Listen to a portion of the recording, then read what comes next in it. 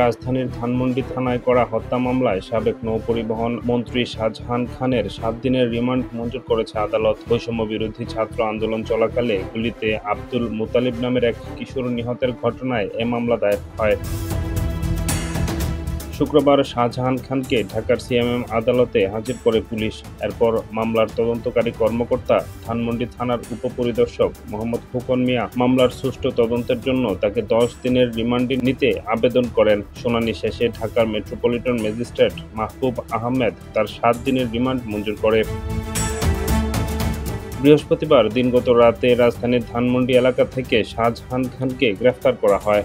গত 4 আগস্ট রাজধানীর ধানমন্ডি থানা এলাকায় ছাত্র জনতার আন্দোলনে যোগ দেন আব্দুল মুতালিব। আন্দোলনে থাকা অবস্থায় তার বুকে ও গলায় গুলিবিদ্ধ হয়, এতে মারা যায় মুতালিব। এই ঘটনায় 26 আগস্ট নিহতের পিতা আব্দুল মতিন বাদী হয়ে ধানমন্ডি থানায় একটি হত্যা মামলা দায়ের করেন। মামলায় শেখ হাসিনা সহ 176 জনের নাম উল্লেখ করা হয়। এছাড়া অজ্ঞাত পরিচয়ে 250 থেকে 300 জনকে আসামি করা হয়। ডেস্ক রিপোর্ট, নতুন সময়।